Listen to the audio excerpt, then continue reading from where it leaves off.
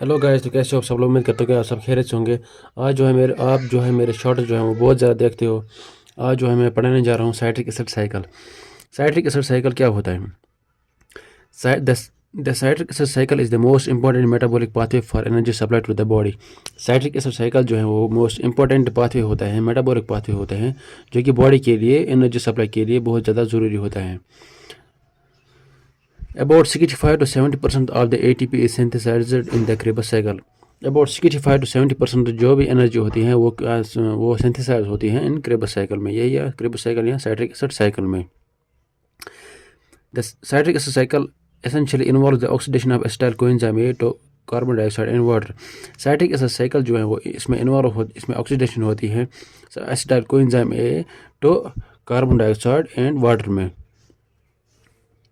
The enzymes of tricarboxylic acid are located in the mitochondrial matrix। जो भी enzymes जो है वो ट्राइकार्बोक्सिलिक एसिड साइकिल के लिए जो भी enzymes ज़रूरत होती हैं वो माइटोकॉन्ड्रियल मैट्रिक्स में प्रेजेंट होती हैं।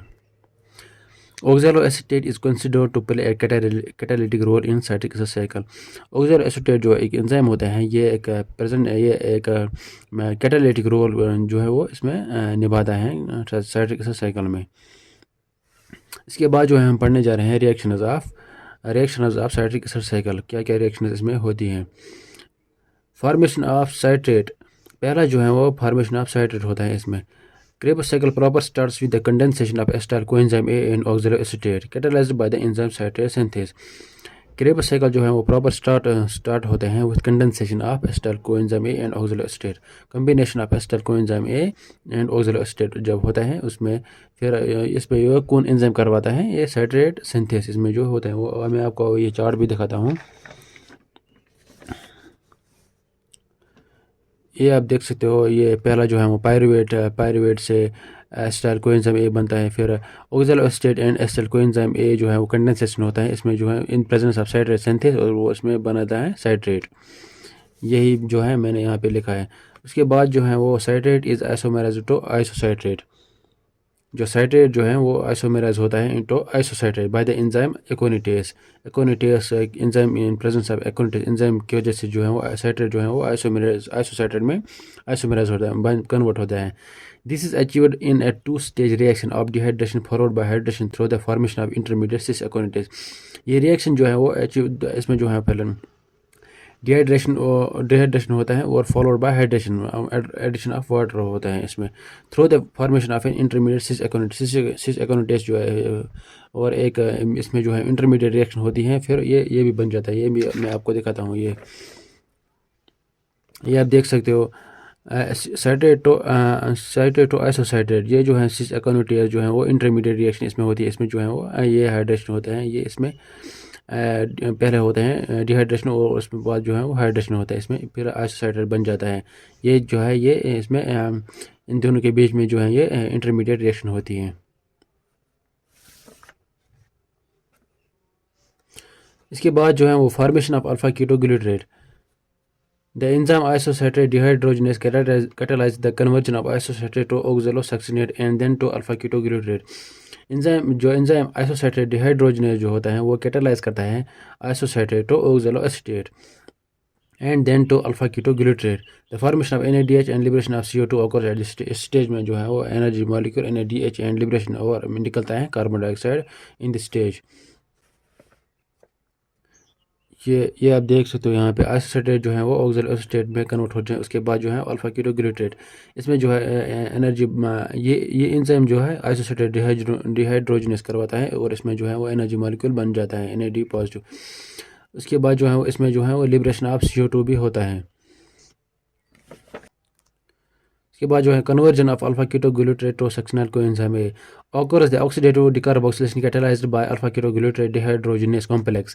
This enzyme is dependent on ये conversion of alpha ketoglutarate to succinyl enzyme होता है। ये करवाता है ये करवाता है alpha ketoglutarate dehydrogenase complex enzyme जो है वो करवाता है conversion of alpha ketoglutarate to succinyl coenzyme A।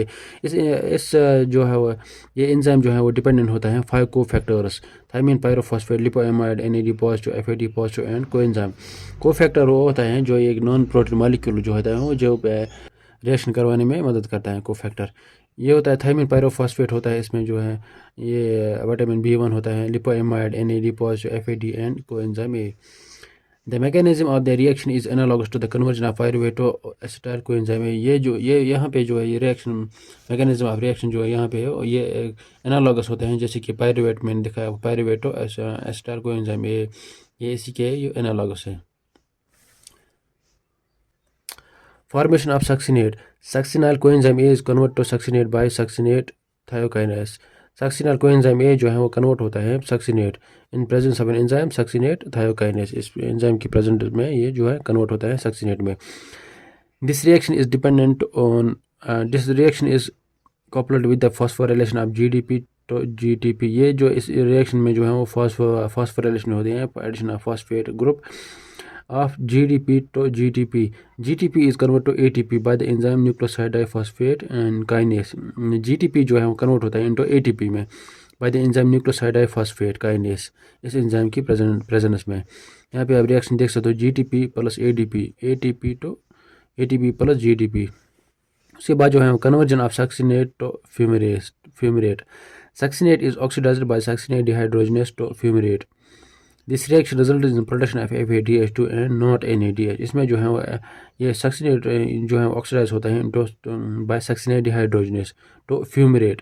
Succinate जो है वो फ्यूमरेट में ऑक्सीडाइज होता है in presence of an enzyme succinate dehydrogenase. इस रिएक्शन में जो है वो फॉर्मेशन ऑफ FADH2 बन जाता है एंड ये NADH नहीं बन जाता है।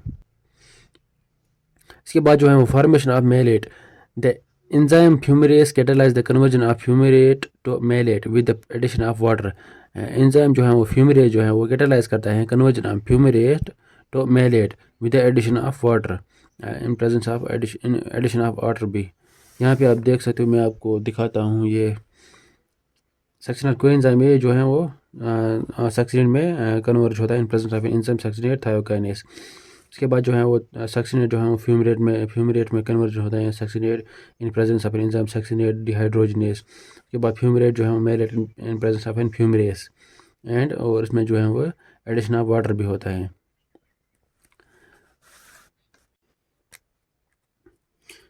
इसके बाद जो हम पढ़ने जा रहे हैं conversion of malate to oxaloacetate। malate is then oxidized to oxaloacetate by malate dehydrogenase। malate जो है वो ऑक्सीडाइज होता है to oxaloacetate, ये करता है malate dehydrogenase enzyme। the third and the final synthesis of NADH occurs at this stage। इसमें जो है वो फाइनल स्टेज जो है वो NADH इसमें बन जाता है। the oxaloacetate is regenerated which can combine with another molecule to ester coenzyme and continue the cycle। the oxaloacetate जो है वो regenerate होता है जो फिर another molecule of ester coenzyme A के साथ जो है कंबाइन होता है। उसके बाद जो है इस साइकिल जो है वो कंटिन्यू चलता है। ये आप देख सकते हो मेलेट से जो है ऑक्सलोएस्टेट बन जाता है। इसमें जो है वो malate dehydrogenase in presence of enzyme जो है वो मेलेट डिहाइड्रोजनेस की वजह से जो है वो ऑक्सलोएस्टेट बन जाता है। इसमें जो है वो NADH जो है वो फॉर्मेशन होता है। ये जो है वो फाइनल सिंथेसिस ऑफ NADH इसमें इसी जो है वो इसी स्टेज में होता है।